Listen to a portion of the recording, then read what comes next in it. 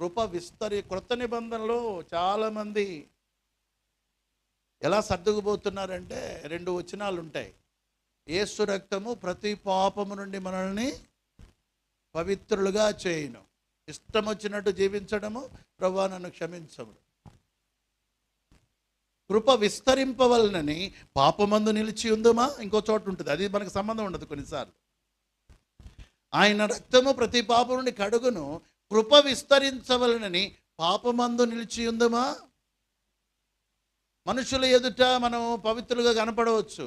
మన ఆంతర్య జీవితం, మన ప్రార్థనా జీవితము, మన యథార్థమైనటువంటి జీవితము, ప్రైజ్ లార్డ్ చెప్పి తల మీద ముసుకేసుకున్నంత మాత్రాన, బైబిల్ చేతిలో పట్టుకున్నంత మాత్రాన మన విశ్వాసులు అయిపోతామా?